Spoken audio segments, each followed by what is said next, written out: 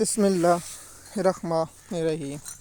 M S news HD5 کی ناظرین السلام علیکم۔ امید ہے کہ آپ لوگ سب خیریت ہوں گے۔ سب سے بڑی بریک نیوز ہے کہ ایران کے جو سپریم لیڈر ہے اس کا انتخاب ہو چکا ہے۔ آپ کو معلوم ہے کہ انتخاب کیسے ہوتا ہے کہ ان کی 88 مجلس شورا ہوتی ہے جو نئے سپریم لیڈر کو منتخب کرتی ہے۔ اس کا اجلاس ہوا اور پہلے جو نگران سپریم لیڈر مقرر تھے، اب ایران کا اصلی سپریم لیڈر مقرر ہو چکا ہے، اور اس جو ایران کے سپریم لیڈر علی خامنئی تھے، اس کو بیٹے کو جو دوسرا نمبر کا بیٹا تھا، پہلے نمبر کا شہید ہو چکا ہے، دوسرا نمبر کا بیٹا سپریم لیڈر مقرر ہو گیا، اور ایران کے سرکاری ٹی وی نے اس کا اعلان کر دیا اور سپریم لیڈر مقرر ہو گیا۔ اب کیا اسرائیل اور امریکہ اس کو بھی اٹیک کرے گا؟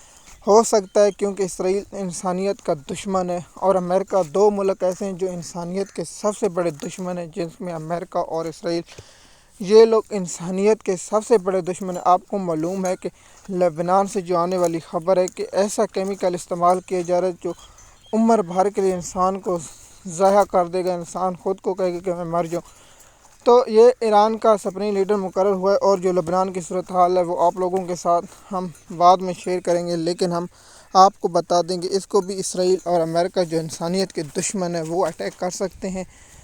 امریکہ کا جو میڈیا کہہ رہا ہے، جو بات کہہ رہا ہے، اس پر بھی کل انشاءاللہ آپ لوگوں کے ساتھ باتیں کریں گے اور بتائیں گے، اور آپ لوگوں کو تفصیلات سے آگاہ کریں گے۔ مزید معلومات کے لیے آپ ہمارے YouTube چینل پر ہیں تاکہ آپ کو اپڈیٹ ملتی رہے۔ شکریہ۔